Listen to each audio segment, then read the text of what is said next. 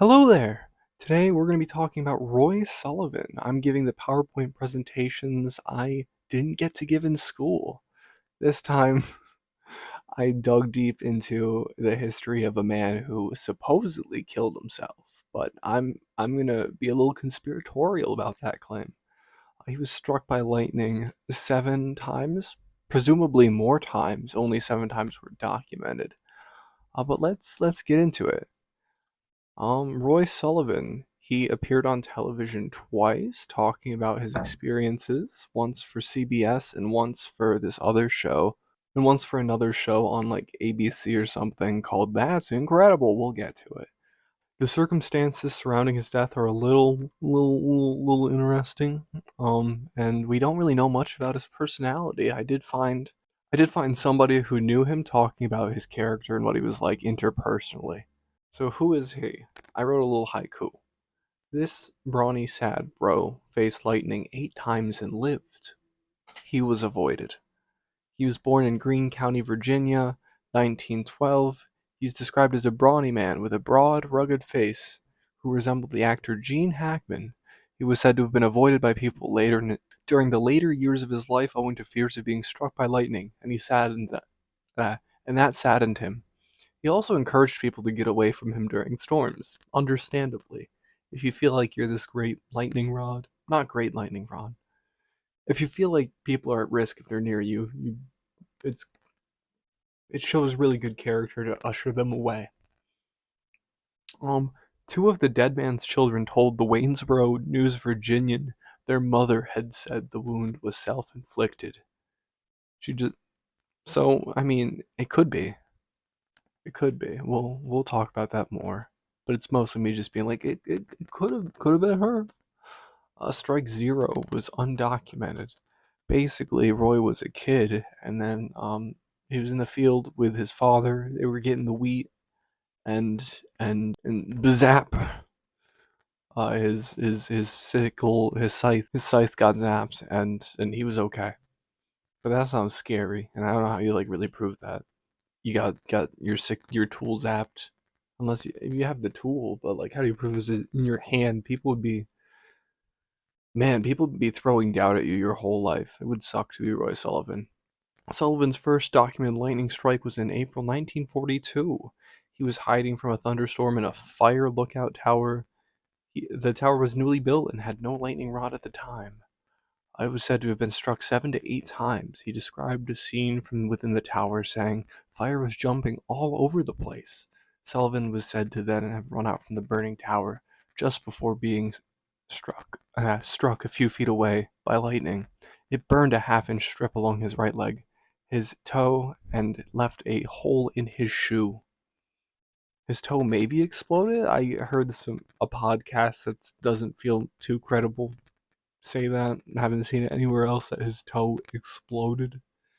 But I did draw this scene. Strike two, in the summer of '69, he was driving in a vehicle, a truck, and normally that protects you by acting as a Faraday cage, whatever that is. And but this time it didn't work so well.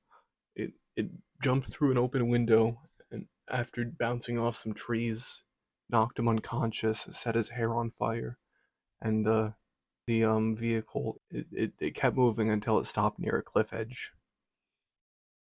But he was okay. On July 1970, the next year, he was struck while in his front yard. Lightning just jumped from a power transformer to his left shoulder. There's a comic strip starring Roy Sullivan from the Ripley Entertainment Incorporated. Strike 4 set his hair on fire again. He was just inside the ranger station at Shenandoah National Park when he was struck again.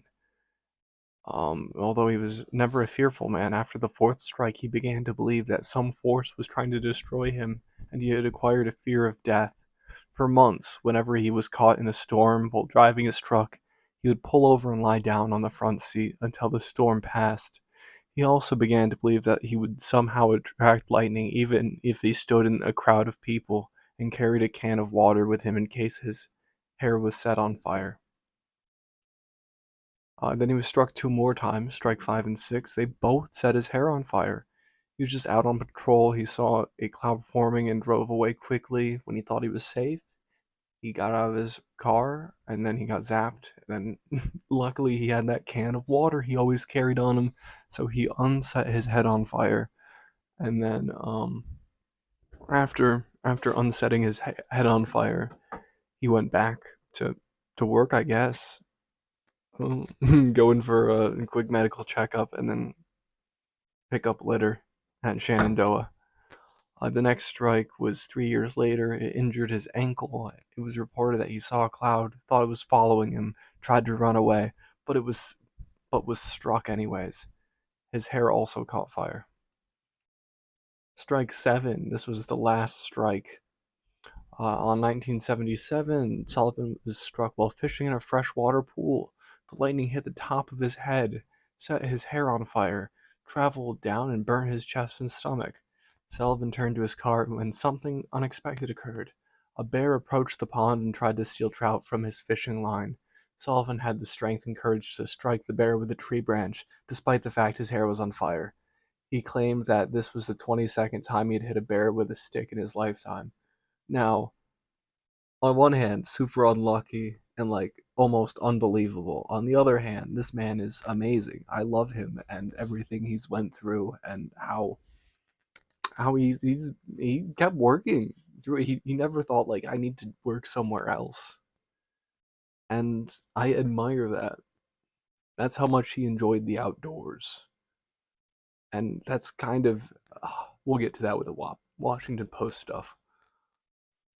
Um, let's see. So in 1980, he was on That's Incredible, and this was the second time he was on television. This is a Washington. Nope. This is an ABC show. That's a ripoff of NBC's Real People. Um, the St. Petersburg Time refers to Roy Sullivan as a recycled personality, which would be enough for me to kill myself. Uh, that's a joke. Uh, No, I maybe one. I initially I thought like, oh hey, maybe it's a compliment. Maybe recycling was like hip and trendy, so being recycled is cool. But then I remembered no, they literally called they call the television show a ripoff. Um, the show That's Incredible also features some dude who had a dream, who had 10 dreams about an airliner crashing, and then one did. And it's like, all right, maybe he's psychic. This is probably around the time where the CIA was doing weird things, trying to figure out. Have you seen the movie Men Who Stare at Goats? It's a good one. I'll. I should get back to the presentation. Yeah, so That's Incredible. We got John Davidson, Fran Tarkenton, Kathy Lee Crosby, and it was a show he was on it. He talked about getting struck by lightning. That's cool. God failed, but gun prevailed. On the morning of September 28th, 1983, Sullivan died at the age of 71 from a self-inflicted gunshot wound, and we all know what that means. The CIA. No, I'm joking. Um, the detective didn't elaborate. Sullivan's death. All right, so his death was a little. I mean, they did an autopsy. And it was like, oh, gunshot in the right temple. Okay, it's him and his wife at home. Cool. You nothing about fingerprints or anything, but I guess that could be private records or something. She could have put the gun in his hand. Um, the police did do the autopsy though. On his gravestone, it says, "We loved you, but God loved you more." And I'm a little that makes me more suspicious because God loved him enough to strike him with lightning 7 times, probably more. How much did you love him? How? All right. Also, there's music about Roy Sullivan. 3 songs by the band I Hate Myself. Um, there's an eighth strike that's not Roy Sullivan, but the person next to him, his wife. His wife was struck once during a storm as she was hanging out clothes in their backyard. Her husband was helping her at the time, but escaped unharmed. Roy had 4 wives, but I think this was the longest lasting relationship one, where there was a 31-year age gap. They had 3 kids. 2 of the kids were like, "Oh yeah, mom says he did it to himself." I don't know. None of them. I don't know. It'd be funny if they voiced suspicions and just got ignored. I'd be sad. Was Roy Sullivan lucky or unlucky? The odds of getting struck by lightning are 1 in 10,000 every 80 years. Basically, kind of. There's math. Um, he's mostly unlucky. Like he had this unlikely experience, which was dangerous, which is pretty unlucky. He survived. He survived. That's good. But there's lasting trauma, being avoided, being doubted, and Zeus's anger, and the wrath of Zeus tormenting you for all of your remaining years. It's not good. Not fun. Um, I did listen to a Ripley's Believe It or Not cast, and they engaged in victim blaming, like flat out. One of the hosts was like, after 3 times, you gotta ask the question, like, what was he doing? Is he carrying his umbrella at all times, holding it up? Which is a terrible attempt at a joke. They read about the documented strikes and some of the precautions really started to take, like the water and stuff. This man didn't want to get hit by lightning. One of them was like, maybe he was really tall. I was like, ha ha ha ha. And like on one hand, like, yeah, it's fun to think, oh, it can't happen to me. I'm not trying to get struck by lightning. But on the other hand, it is trying to explain away the suffering of others. That's the sad part about lightning is you can't tell it not to strike. You could do lightning rods. The first tower, it did not have installed lightning rods yet. So that's why the fire tower became a fire tower and then became the tower Roy ran out of and got zapped at. So maybe he was really tall. It's like, other tall people don't have this problem.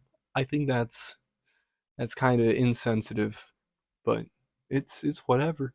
It's something people do. It sucks. All right. There's also you could get maybe a little too sensitive with it too. I don't know. Dead Space from SEMA.com with a rating of 69 did an emotional blog piece that was somewhat of a summary of the Wikipedia article, which is what I did to an extent. I tried to find as much information as I could for this presentation. I wish footage of Roy's 2 or more television appearances was archived somewhere, but it's old TV, really old TV. That stuff's not all on the internet. It wasn't like these days where you can't get stuff off the internet. The Washington Post wrote about Roy a bit, and William Nichols supervised him for 5 years. He was an uneducated but a very intelligent man. He loved telling a story. In a word, he was a character. But a gracious one. Sullivan readily shared his practical expertise with colleagues who held college degrees. He was able to easily identify assorted trees, even in the dead of winter when they had been stripped of their leaves. Roy Sullivan himself speculated in an interview after being hospitalized for a lightning strike. Some chemical, some mineral in his body had made him super susceptible to lightning. I have a feeling, he added, I'm going to be struck again someday. The premonition came true in the early morning hours of September 28th, 1983. Only lightning didn't strike Roy Sullivan. Lying in his bed next to his wife, he pressed a .22 caliber pistol to his right ear and pulled the trigger. And it's like, was it, if it was Monday morning, maybe I could believe it. We're gonna figure out what day of the week this was. It was a Wednesday. It was Wednesday, my dudes. I mean, okay, it wasn't a Saturday. It wasn't a Sunday. Friday. I don't think those are days you I mean, you can kill yourself any day. But those days seem the least likely. But then also, I don't know, maybe those are oh man. I found an article that's suicide by days of the week. Wednesday's the day you're least likely to kill yourself. No inferences should be made concerning the data presented. This is only meant to give numbers and percentages concerning suicides in Montana. Okay. So to finish things off, I asked Google Gemini to generate for me the Roy Sullivan rap, and I will sing it for you now. Yo, they called me Roy, the Ranger with the shocking reputation, struck by lightning 7 times, defying explanation. Park badge on my chest, heart full of dedication. But folks whispered bout that curses gave me isolation. Dodge a bear, climb a peak, that's all in a day's work. But a storm is rolling in, man, that turned the folks berserk. Scatter like roaches, leave me standing in the rain. Guess electricity and I were connected by a chain. Lucky or unlucky, this question on their tongue. 7 strikes and still breathing some kind of funky song. Brave or foolish, that line gets blurred in the haze. But this badge, this ain't no joke. I gotta face the daily blaze. The hair singed, eyebrow singed, badge even melted once. But danger lurks in nature and ain't no time for a dunce. Rangers gotta be ready, face whatever comes our way. From wildfires roaring hot to flash floods in the bay. So yeah, the lightning chased me, a static dance of fate. But I stared danger down, ain't never sealed my gate. Saved lives from twisted metal, pulled folks from icy streams. This ain't about the strikes, it's about what life means. Lucky or unlucky, that's the question on their tongue. 7 strikes and still breathing some kind of funky song. Brave or foolish, that line gets blurred in the haze. But this badge, this ain't no joke, gotta face the daily blaze. The last strike, it left a mark, a scourge upon my soul. But the whispers turned to silence when darkness took its toll. Found me one day, the news spread like wildfire's might. Mystery lingered heavy, a gunshot in the night. Thank you for doing your thing, watching or listening to my thing. Here's another thing. And do a small favor, click the buttons. Thanks. Just any of them. You're a recycled personality.